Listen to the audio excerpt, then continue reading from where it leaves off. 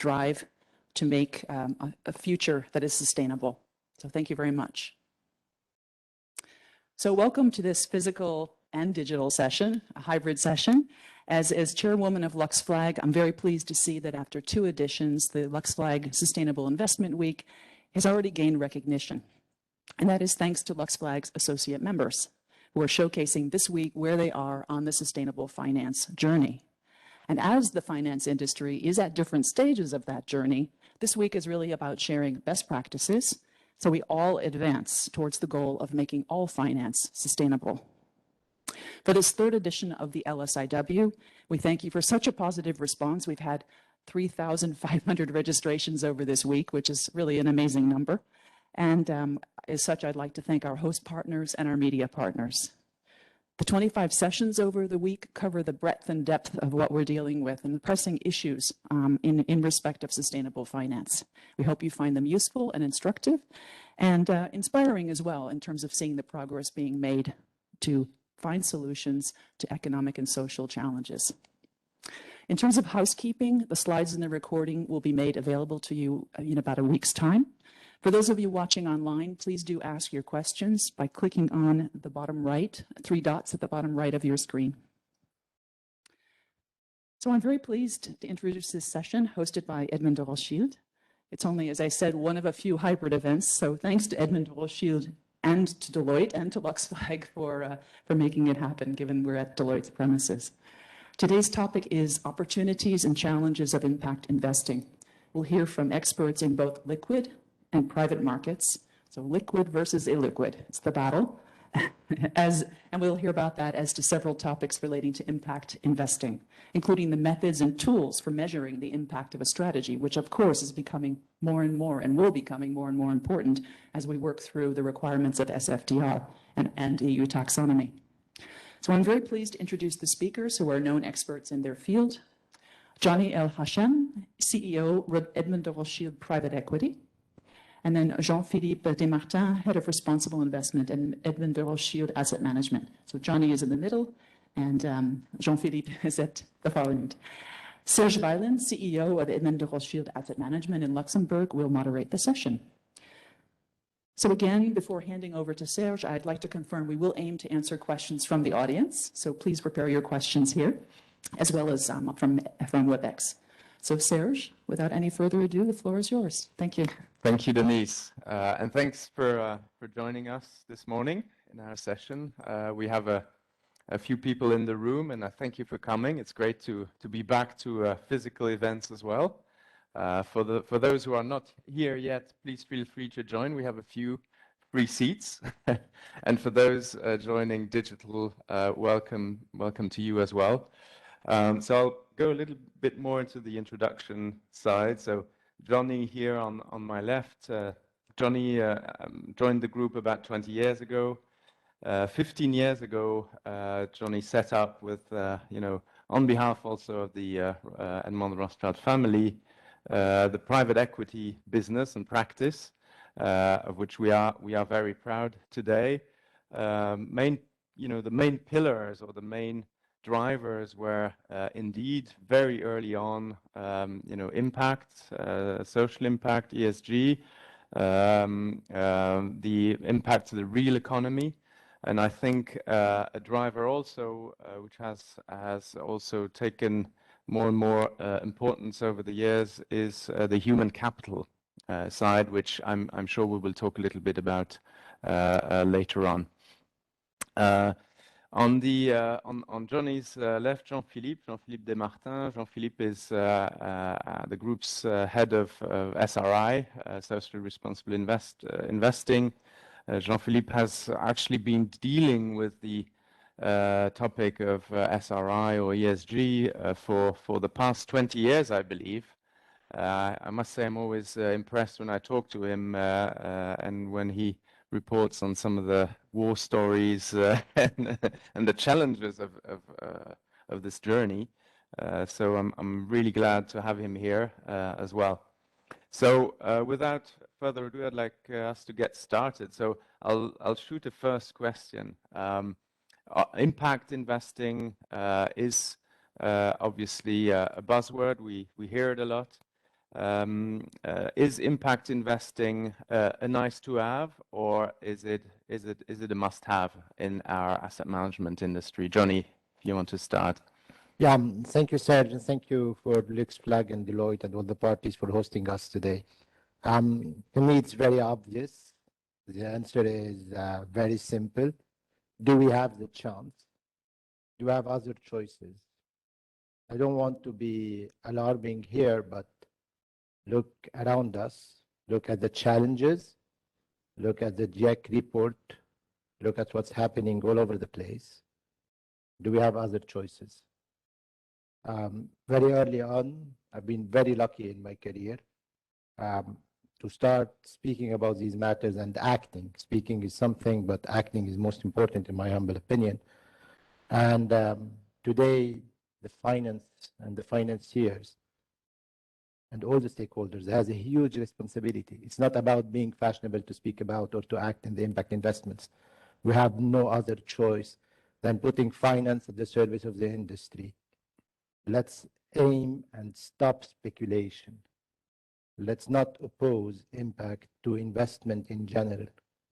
And we have no other choices than dealing with tangible solutions for three problems. First being climate and resources. Second being the demographic pressures and problems resulted from the demographic issues. And third, last but not least, the importance of having finance as a tool to solve these problems and aim to help all stakeholders act in the same direction. We should not oppose any more investments to sustainability and to the opposite, which is not sustainable, is not profitable, and which is not profitable is not sustainable. Well, thank you, Johnny. This is a very serious tone to start with, but certainly a guiding principle. So, Jean-Philippe, what is your view in terms of impact for liquid strategies? Because that's often debated as well. So, sure. Thank you, Serge. Hello, everyone. So it's an hybrid event. So hello to people present in the room and hello to people outside the room. As the second thing in introduction, I would like to say, it has been said, a battle between liquid and illiquid. The good news today is that Johnny and myself, we are in the same army. And it's not an army for war, but for peace, as we are discussing impact. More peace than war. So that's a good piece of information for everyone. Yes, that's sure. Johnny told it. 5-10 years ago, impact was a kind of nice to have, a niche, and clearly, surely, of course, in illiquid assets, but also more and more in liquid assets, and we will develop the point. It's becoming a must-have and expanding all asset classes. It's important to keep that. There are some challenges, we will develop them. To summarize my idea, it will be my conclusion, but I will stay with you, be sure. In the 19th century, investors learned how to measure performance, their financial performance.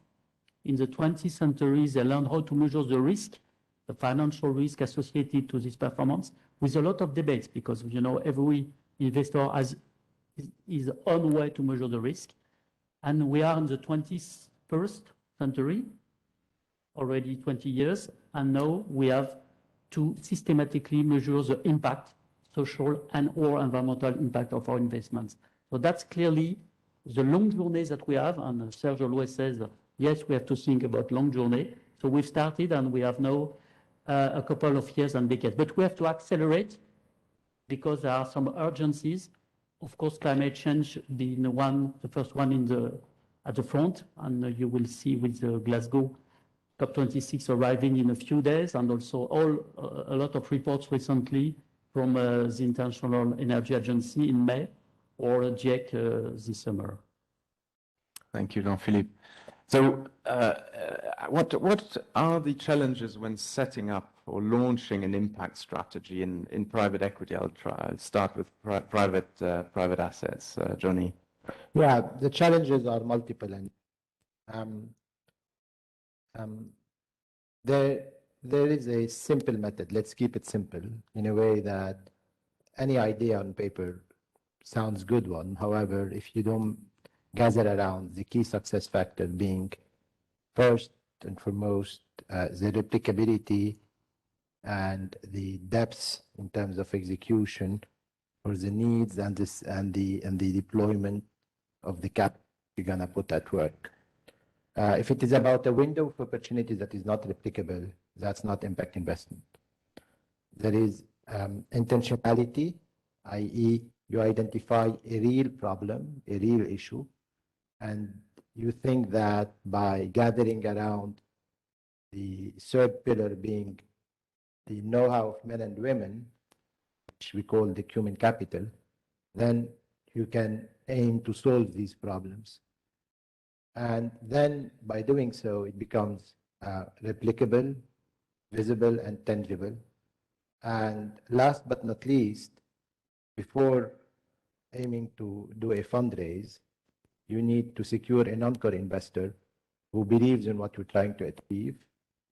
And if you gather these 4 key success factors, then you end up building a real solution in a sustainable manner to identifiable problems using intentionality as the way to deliver performance. And performance should not be only a financial performance. They should be real, measurable, and replicable and tangible metrics that you can deliver on, whether environmentally and or socially with a proper governance. If you manage to apply this secret recipe, you can deliver. However, what we tend to forget that to do so, you need a very long-term approach.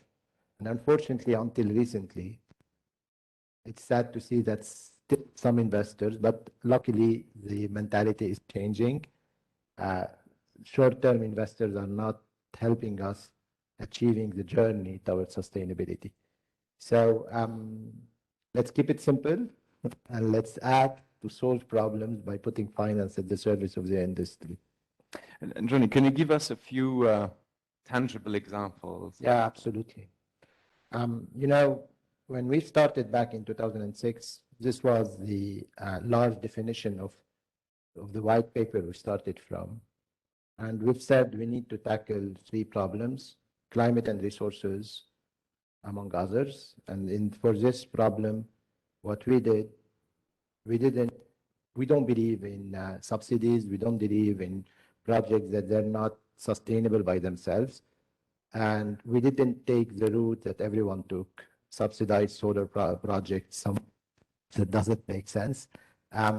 What we try to achieve, we've identified a real issue, which is the problem of the loss of arable agricultural land for urban expansion.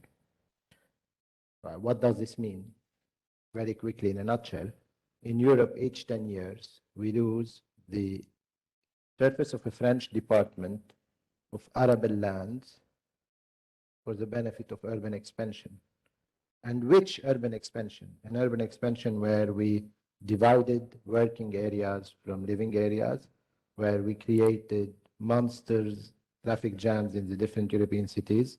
We didn't tackle the soft mobility issues.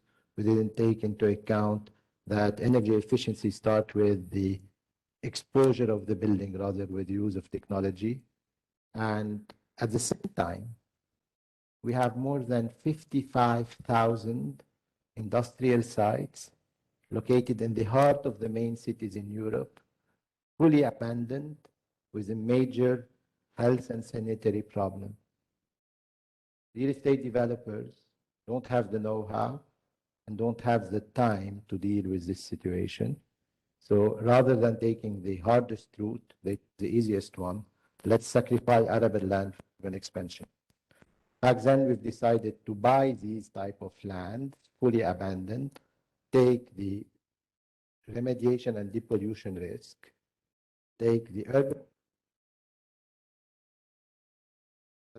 have the capacity as well to gather around these projects the know-how. We, the financiers, sometimes are limited to manipulate an Excel sheet, but to have someone boots on the ground dealing with soil remediation, dealing with asbestos, dealing with problems on the and the impact on the phreatic nap. These are things that require specific know-how. And back then in 2006, that's what we did. We built a vehicle, investment vehicle, to tackle these problems, which end up being a fantastic opportunity by transforming these lands in the heart of the cities. And by the way, I conclude by that. I don't have the time to elaborate on the 13 strategies that we developed. But if you recall back then in early 2000, when we used to speak about impact, impact was only limited geographically to emerging countries or to frontier markets, Africa or Southeast Asia. However, we proved with this first in-time product that impact is all over the place.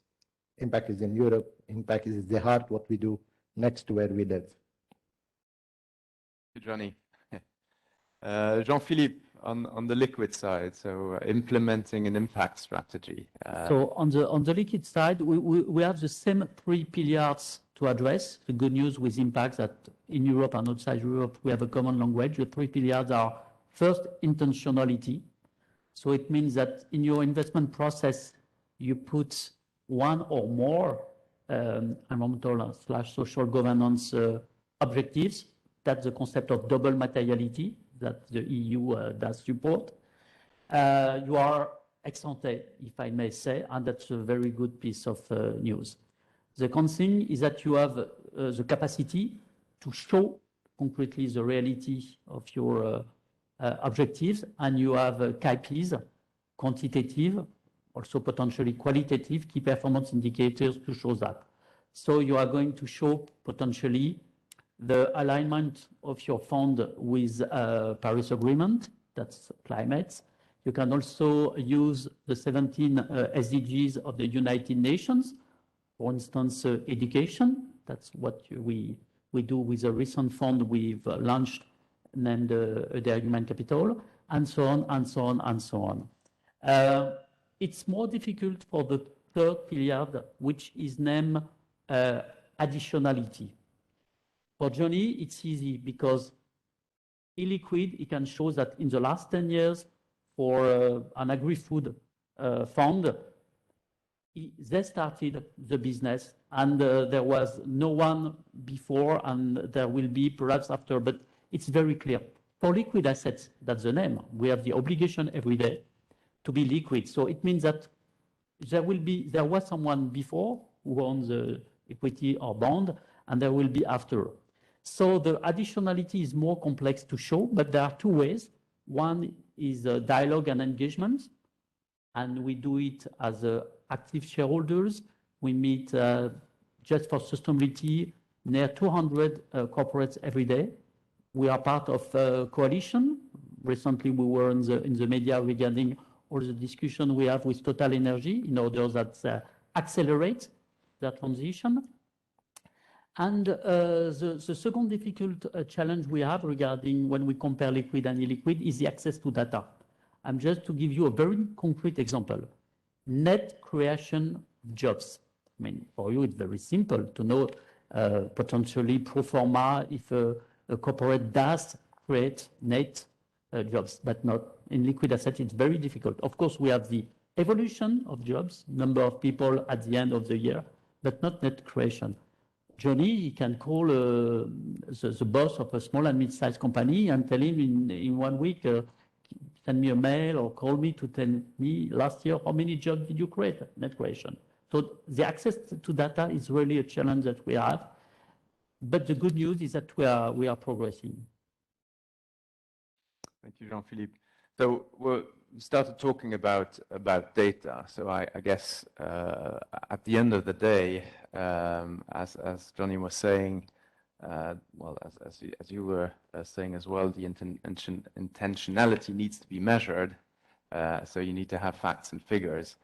What are the tools, the methods available today, and how do you cope with the vast amount of data and those issues, Johnny?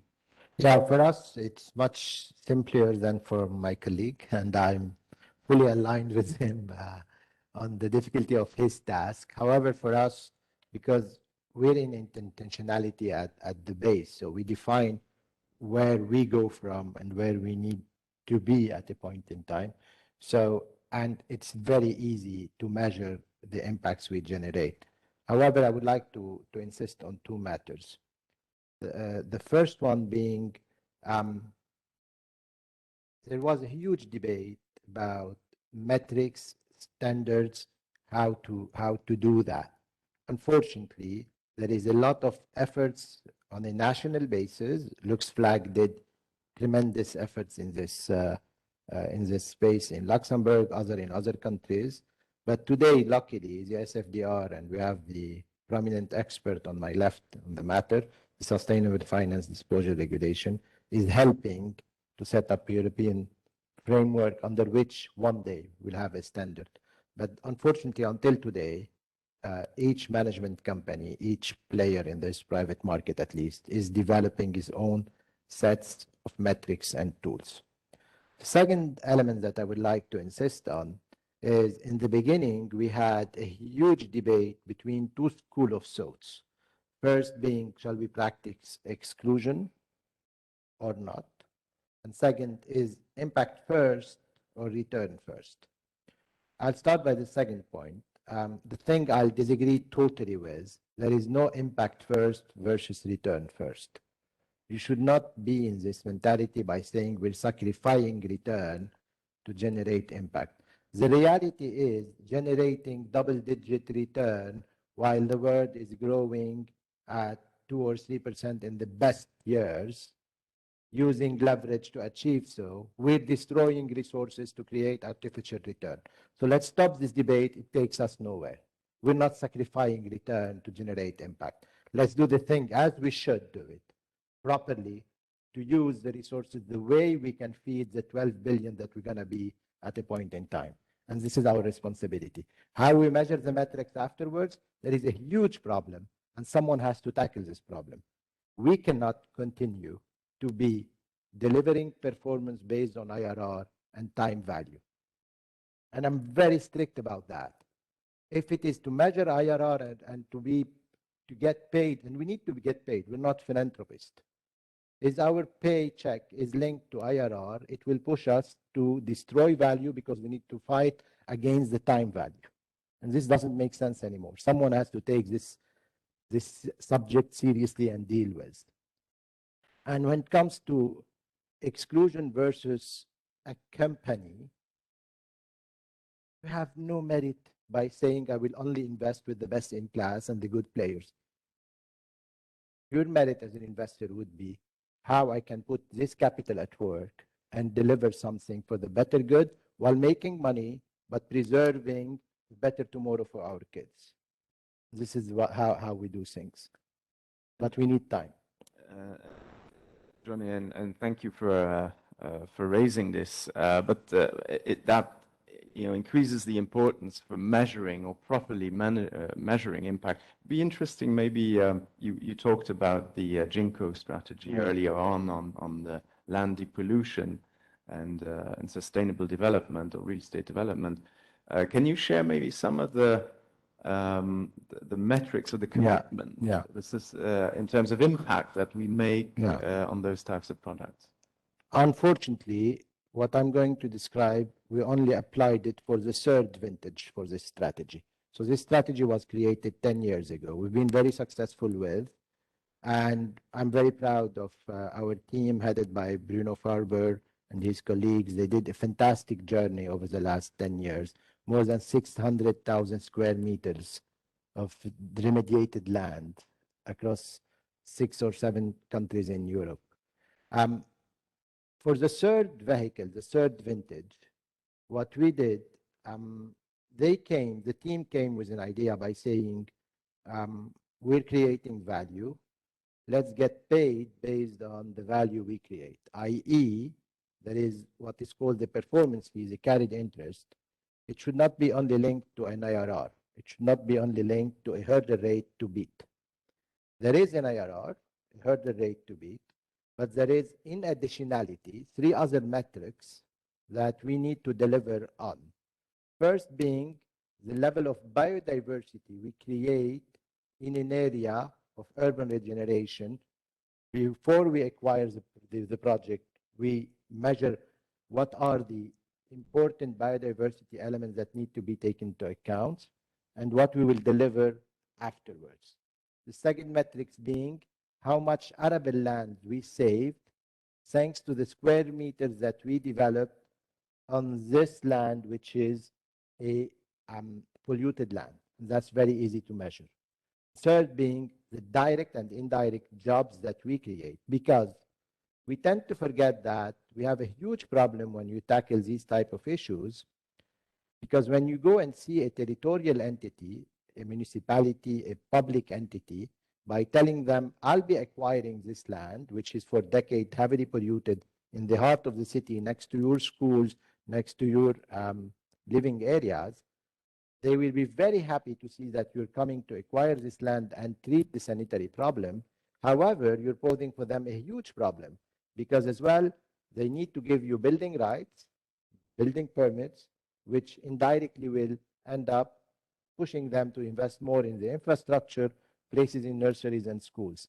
And the way we address the matter, we do a holistic project, and the jobs we create in the quartiers that we develop are tangible and obvious. So based on these three metrics, on top of the IRR, if we deliver on, then our carried interest is due. If we don't, there is no carried interest.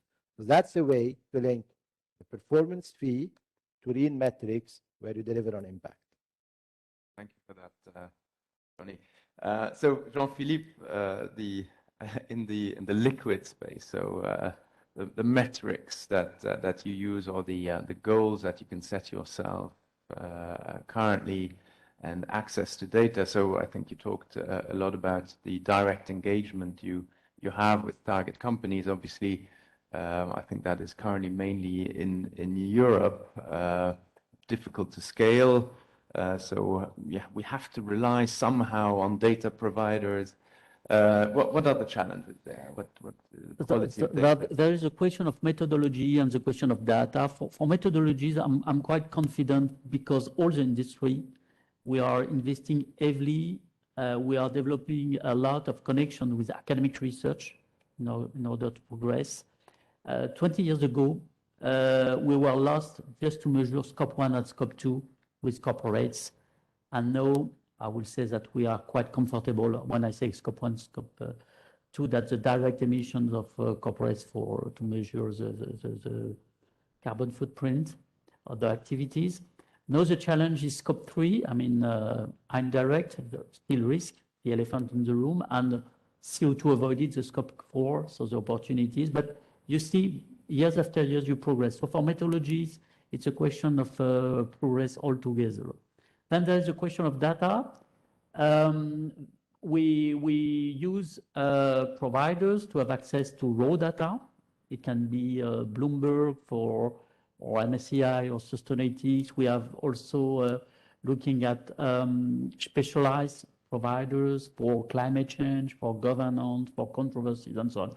But the most important thing is to have an internal expertise, an internal team with a methodology. That's what we started building 10 years ago. And clearly, we do the job. So we can be transparent internally with our colleagues, and externally with you, with the clients, with the media. It's important to be transparent, to explain very clearly what we measure and how we do it. So that's what we've decided to have. And we can clearly explain why we are confident regarding this thematic, or this sector, or this corporate, or this country in terms of sustainability, and why we are more cautious. So that's the challenge. Dialogue and engagement is very useful, because there are three ways why you do dialogue and engagement. One is transparency, so to have access to this data. And we did, especially for social issues. We know the level of disclosure is good at corporate governance level, I would say, improving very fast for environment, and the new frontier is social.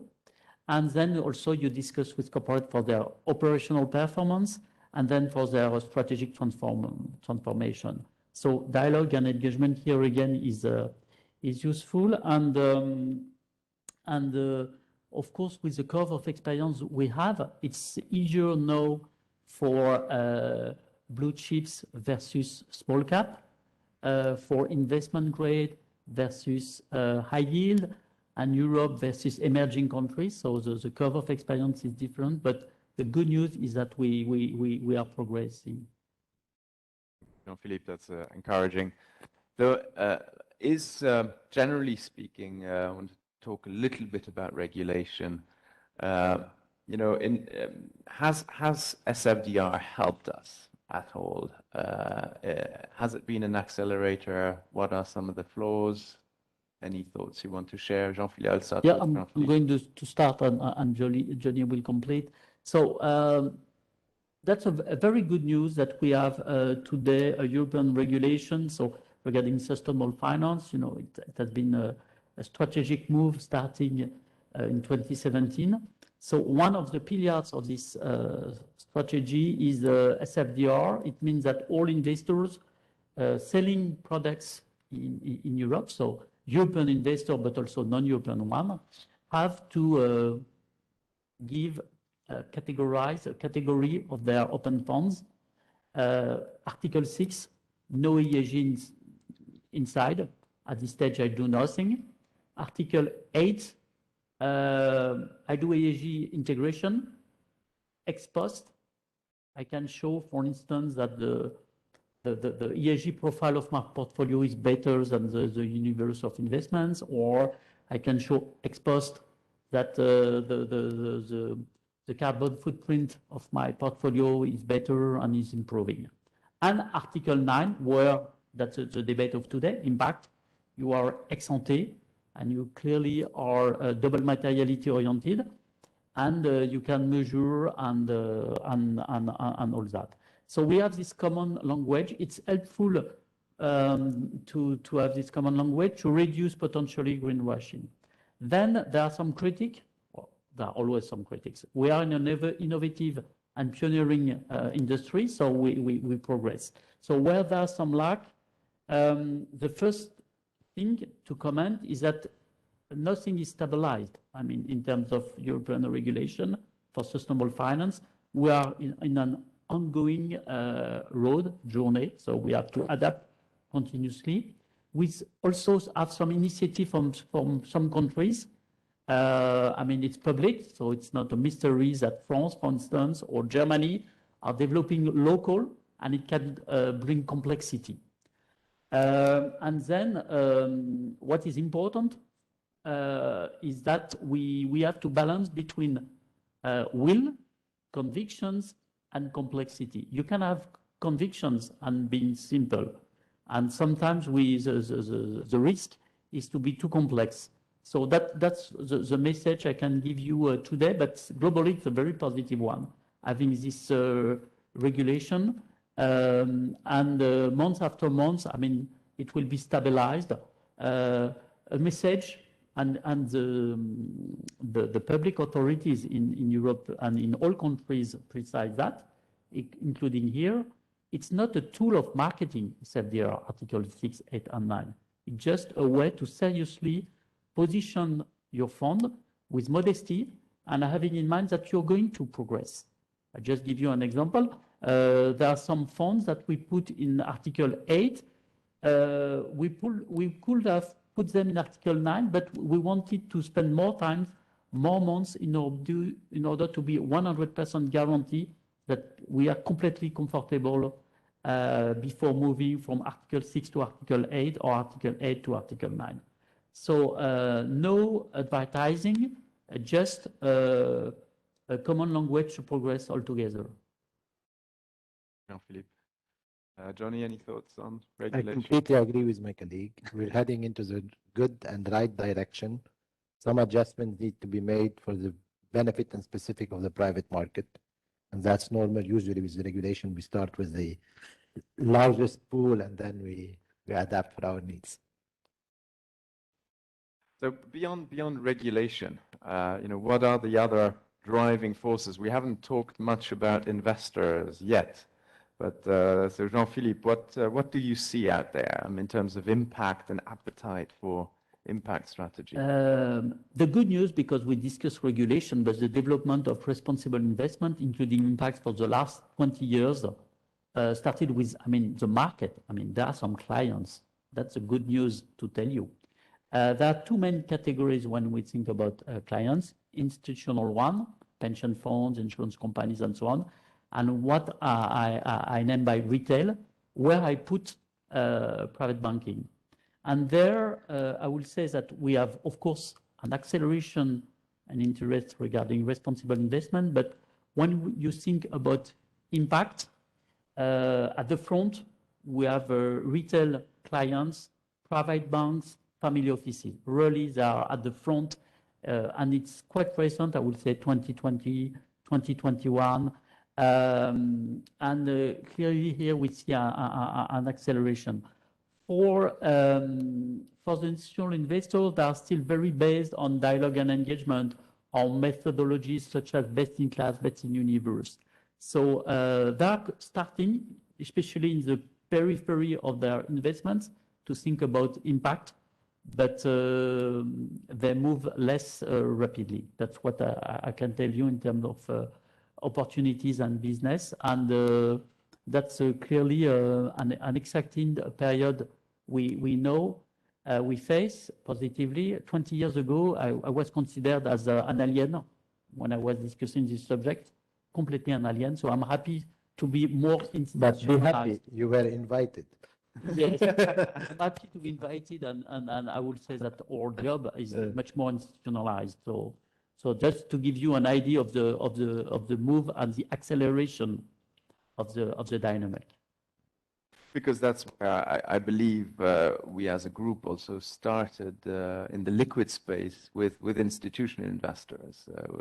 That's where we started, I think, initially the ESG integration. Exactly. So 20 years ago, we started with ESG institutionalization, but not so much impact. And the reality it was because 20 years ago, when regarding liquid assets, you had to prove to these investors that you were not going to fragilize their performance, the performance of their investments.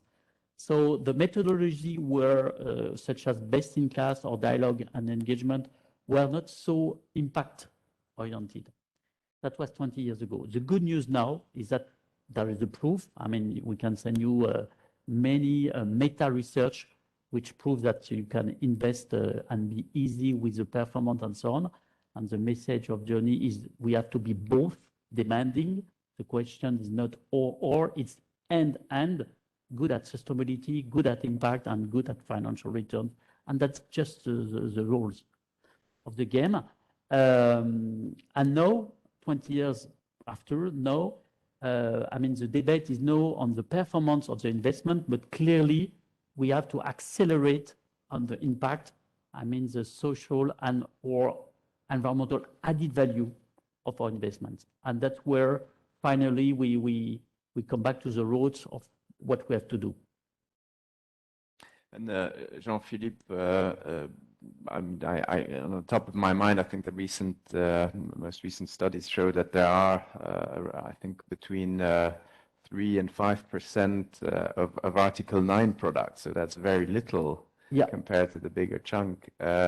What do you think we have enough products today for the demand? So the demand is increasing. When we think about liquid assets, one direction for Article 9 and impact is thematic funds, because the message is simple and positive. So you invest in environmental solutions, in education, and so on. So there we see, for the last 5 years, we've seen a booming development of environmental funds, especially after Paris Agreement of 2015. And now, I would like to say post-COVID, but unfortunately I can't say that, but one day I will be very pleased to say post-COVID, but what we see concretely is an acceleration need for social funds. So it can be jobs, it can be supply chain, It can be development, it can be education. It's on large definition of social issues. But there is the need for balance, and that's the good news because that's the definition of sustainable development. I refer to the definition Breton report in 1987, which demands a balance between economic development, environmental and social issues. So we come back to this necessity, and that's the good news. But you will see more and more, I give the example of thematic funds, but it can be also climate alignment, because clearly that's an urgency. And you will see also new frontiers. For liquid assets, there is a new frontier which is very, very complex. So I will be very modest, but a new frontier is how to address biodiversity when you invest in liquid assets. So I'm not going to develop, but if you want, I will in the Q&A session. But Serge, if you allow me on that, there is no doubt there is more money available than eligible projects. That's a major problem that, fortunately enough, we can solve it. How? First, as pointed out by Jean-Philippe, COVID helped a lot because COVID showed us some evidences that we didn't want to see. There is a huge need in the infrastructure space, and the good news is that the infrastructure space can absorb a lot of volumes. Now, there is a mismatch as well in this part of the equation because, unfortunately, there is much more money available for brownfield project, less risk, than greenfield, or we need to initiate projects in the greenfield side. But still, there is a good news. In the infrastructure space, we can absorb a lot of volumes with the right objective. Now, where is a huge problem between this mismatch of projects that are eligible, bankable, that we can invest in, and the money available is in the next frontier being Africa and the other part of the world, that we cannot ignore.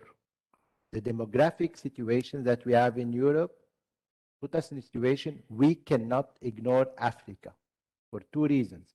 Whenever we have a problem, the only solution that governments give us here is more debt in the system. Negative demographic dividend, more dependent than working force, less kids, who would pay the bill? Inflation, taxes. There is one single choice. We need to find a way to attract talent without depriving others from the best talent they have. How we do so? We invest in Africa to enhance their standard of living and benefit from a mutual exposure and reduce the dependency on Asia. And you've seen all together here in the room or virtually the huge crisis we're living with in the disruption of value chains, absence of goods, and the situation we're living in. We have no choice then other than investing in Africa. The next frontier next door, dividend, demographic dividend, positive dynamic, leapfrog effect. We have no other choice than doing so. However, yes, there is a huge problem there. There is less project eligible, bankable, than the money available and the needs to be sustained. How to tackle this problem? It's the responsibility of the development banks. EIB, IF are doing a lot in Europe. IFC, FMO, DEG, and you name it, they're doing their job, but the public-private partnership should work in that direction. We should get more funding into the technical assistance facility to get these projects emerge, and then the private sector will come in to tackle the problem. Happy to discuss later on about what we're doing in that space. We have a whole new topic for a new conference, I think. Maybe a question on demand and the role and the appetite of the future generations in terms of impact products. How do you see that, Jean-Philippe? Do you have any? Clearly, there is a generation and also a little bit a gender trend. Globally, people who are under 30 or 40 years are at the front, and students and so on, at the front to demand systematically responsible investment products and especially impact, because they want and they are right. They want something simple, and the good news positive. From my point of view, exclusion sometimes are necessary, but it's a negative message you bring to the society. Impact is positive, and I think that's the best. And young people, young generation are there. And then also we have to thank you again also because women are much more at the front in the average than male. It's a shame on us. So thank you for women to support more in the average this trend. And we should give a credit to our chairwoman because what we've been doing in this space goes back to her, essentially, back in 2005, 2006, having a lady chairing at the time a committee within the bank speaking about these issues. Trust me, I was there. It wasn't easy, even if she's the owner as well. So, but just to concur on what Jean-Philippe is saying, it happened something exceptional to me. Back in 2011, a client of the bank, I got a phone call from a banker saying there is a lady in the bank. She inherited $700 million and she's an orphan. She lost her both parents in a plane accident 2 weeks ago. And she's speaking about things that I don't understand. Can you come in? I jumped into the meeting and she told me that her dad, in his will, asked that a committee take care of her assets. She was 21 years old and told her, who's the committee? She said, the janitor, the cook, the butcher of the place where we live, an eminent banker and industrialist. And she said, whenever we need to propose something, if one of these 5 people don't understand what we're speaking about, we don't do. The problem I'm facing that so far it was very difficult for us to deploy money because we never found the thing that people can understand collectively. And we started working with her. We built an impact program over the long term. And at a point in time, she came to me like 4 or 5 years down the road and she said, yeah, but you're only proposing to us investments that generate return. And this is fantastic and we're very happy. But I remember you speaking about the lack of projects and the bankability of these projects. Is there a way to support technical assistance facility to do so? So to tell yourselves that a lady, 21 years old, 5 years ago, acting this way, this is a good sign of hope for the future generations. Thank you, Johnny. Thank you for that, for sharing that story. I think we're time is coming to an end for the session. Maybe a last couple of words. I'll ask each one of you to be very short, but in a nutshell, how do you see impact investing in 5 years from now? Where will we be?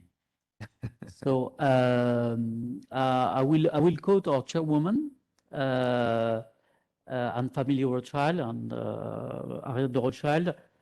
We see clearly acceleration, so double-digit developments, and at the same thing, at the same importance, no greenwashing, and internally we say no rainbow washing, because you know that in rainbow you have the green of environment, red of social, and blue of governance.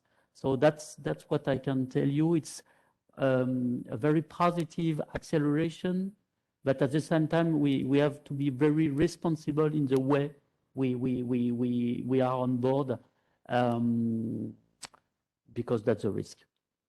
Yeah, despite the challenges, I'm extremely optimistic. It's the first time ever we have a convergence between regulations. Even the accounting standard is evolving towards not only P&L measuring money, but measuring the situation of a company with its environmental and social goods and responsibility, and that's fantastic as well. I think a lot of things are emerging thanks to technology. Finally, technology is an enabler and not a disruptor. If you put all of these elements with the conscience that has been created post-COVID and the awareness and the engagement that we see, I'm very optimistic and things will evolve. And as we say, we don't speculate, we will build the future, and hopefully with you guys as well. Thank you, Johnny. Thank you, Jean-Philippe.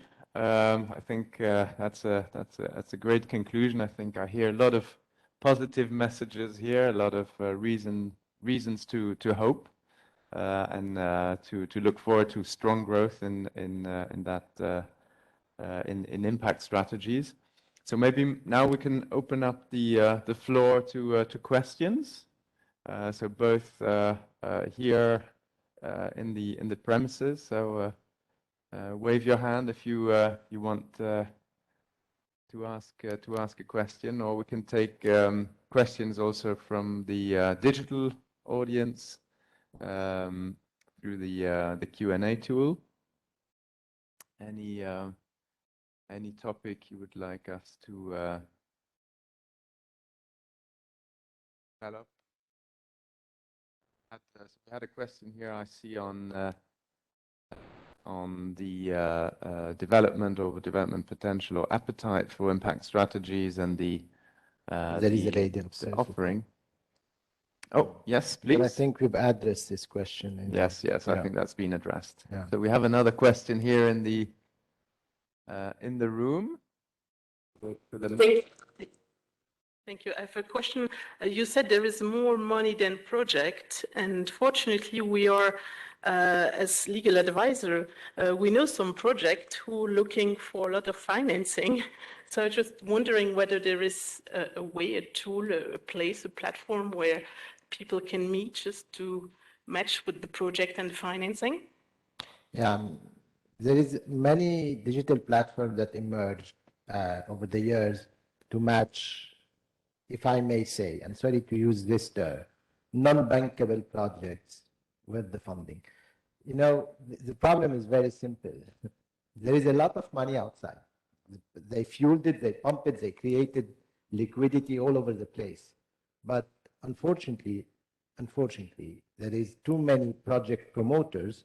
They don't have the means to gather the key success factors I described early on in the beginning to make those projects bankable. I'm not saying that not all of these projects looking for funding are bankable, but when they are bankable, there is money. The Death Valley is how to help these projects become bankable.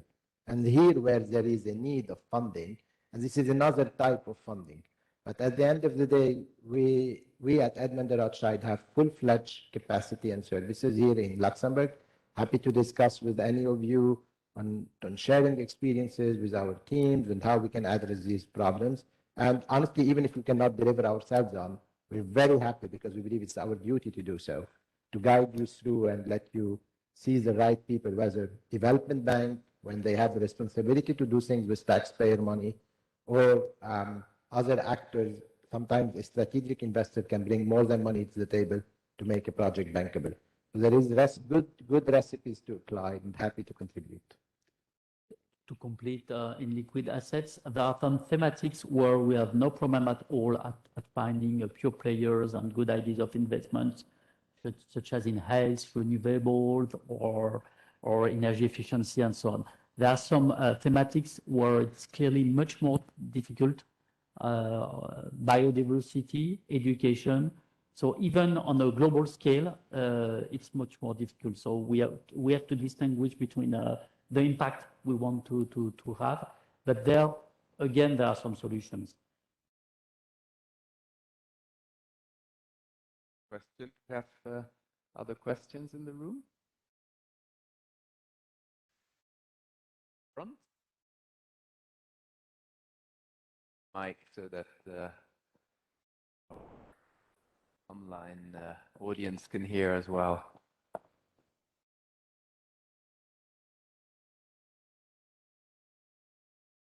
Thank you for your inspiring words. I remember hearing very similar inspiring words and participating in very passionate conversations 40 years ago as a student. I feel that we've lost all of those decades pretty much since. And I can't help thinking that a lot of us are still working in our niches, and that the only way to move forward dramatically is really by engaging mainstream politicians. I mean, you mentioned, Johnny, local politicians having to be engaged on projects, but in order to inspire people as a whole with, the Africa question, with the question of urbanization, even here locally, where we try and, in Luxembourg, develop brownfield sites, we have, Clochetor, which is a car-based monstrosity, and it's brand new. How can people like us engage politicians and through them engage the population? I'm going to start and Jenny will complete. With the last 20 years, all the progress we've made, and we've made some. I'm like you, I'm a little bit impatient also, but the good news, I remember about 20 years ago, I was one of the first to do a marketing research, and at the European scale, the impact of sustainable finance was 0.1% 20 years ago. Now, I don't know, it's not clear, but it's minimum 10, perhaps 20%. So that's the positive. That's the positive news. And we need 2 pillars, regulation and business altogether. Regulation is quite recent, 4 or 5 years. We need convictions and not too much complexity. That's the good balance that we need. And your question is important because today we've discussed a lot the responsibility of the industry, of the business, corporates, investors, but also is what can public authorities can do and what can the citizens can do.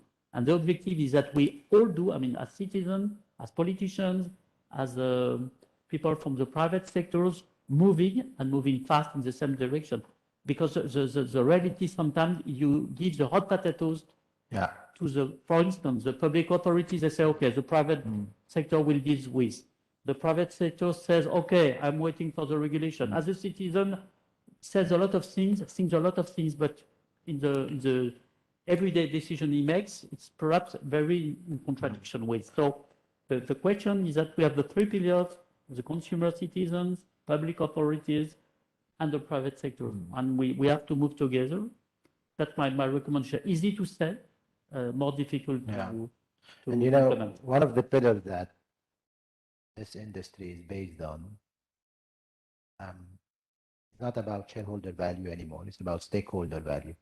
And in stakeholder, we cannot exclude politicians. And allow me to do a personal statement here. I'm a very lucky person. I grew up in the civil war in Lebanon. And this forged my personality and gave me perspective. We, the people, have a huge responsibility as well. How to engage with politicians? Let's aim to increase the voting ratio. Let's go and do our homework. Let's vote. Look at the abstentionism everywhere. Let's go and vote. By doing so, you act your civic duty and you engage in the discussion with politicians. These guys are normal human beings like us. We need to help them as well. So it's about stakeholders before anything. And you're right, it's easier said than done. But it's at the end of the day a collective journey that we need to achieve. A concrete example is that in France we will have important elections in 6 months, and I'm part of an association. For all elections we ask all the candidates in advance to tell what they will do regarding sustainable finance if they are elected. So that's a way to do some wake-up calls. So that's an example. Serge, there is a very interesting question I would like to take coming from the digital part. There is a question from a gentleman or a lady. Before investing in Africa, the governance there need to change dramatically. Do you see that's happening? Personally, I'm skeptic. That person, I would say, yes, you're right and wrong. First, what is Africa? Africa is 54 countries. And let's not generalize. Yes, there is some governance issues in the natural resources linked countries with no economic diversifications.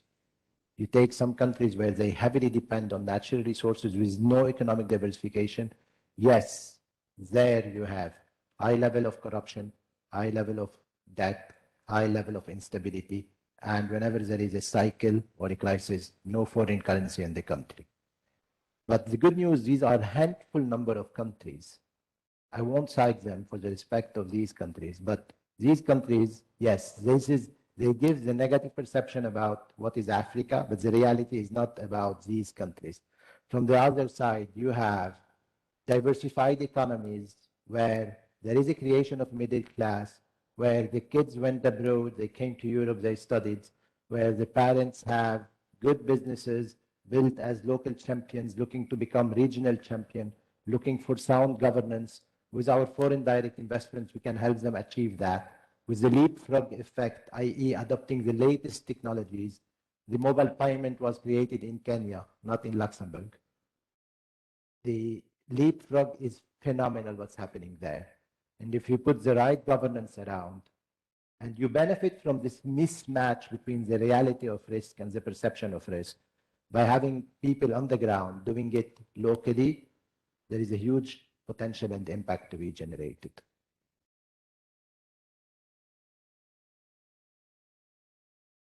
There's another question. That's for you, Tesh. Well, I will summarize the question. I think the idea is reducing the potential of reducing the interest rates that private debt funds would charge if borrowers adhere to certain ESG principles. Is that something? Yeah, we're practicing it in Africa. We're practicing it in the infrastructure space. In Africa, what we're doing, we're linking the shareholder agreement to a mechanism of reduction or dilution based on specific metrics that we force the employer to achieve socially. If he met, we are diluted, he's diluted, if from an equity perspective. If not, he's sentenced. And on the debt portfolio side, what we do as well is we link the interest rate to some metrics to be achieved. If those achieved and met, then the interest rate is reduced for the benefit of the borrower.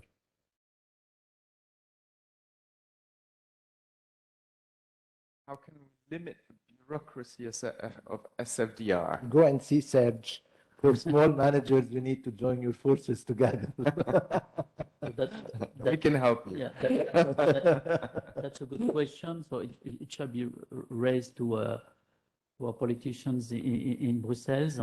The message is that you can think about simplicity. You can have convictions and be simple, and complexity is perhaps not the solutions. That's the question of Sfdr, but that's also the question of the taxonomy, which is a good thing and an important positive politician signal. But the complexity of the taxonomy is so big, and it's just the beginning, that we come back to this kind of bureaucracy, if I may say. So the message is, yes, we can be demanding, have a good regulation, and thinking about simplicity. And I think to your point, Jean-Philippe, I think it's about the engagement again with the the regulators, with the politicians, and I think you've been quite active in that space over the past decade, also trying to be concrete and yes, and long term, and with convictions and simple. Okay. I think we're shortly running out of time, so I would like to thank all of you. Well, first of all, the ones who have joined us today here physically, for having been here, for your questions, and of course the audience also who dialed in remotely. Great to have my two panelists here with me today, and I think we hope we were able to give you a message of hope. And I'll ask Denise to come back on stage for a couple of words. Johnny and Jean-Philippe, it was really inspiring, as was said, informative, and I love the message of try to simplify. Not easy, I know. And I'm also glad, this is referring back to the beginning of the session, glad to know that Johnny and Jean-Philippe are in part of the same army, marching towards making finance impactful. So thank you. Again, thanks to Edmond de Rothschild, of course, as well for hosting this session, and a big thanks to the team upstairs, actually, as well as LuxFLAG for making this hybrid session happen. And finally, I'd like to end with a quote that I hope will resonate with all of you. We now understand that sustainable finance is not just another type of investment, it's a complete shift of mindset. I think we heard that here today as well. Thank you very much. Thank you. Thank you. Bye-bye.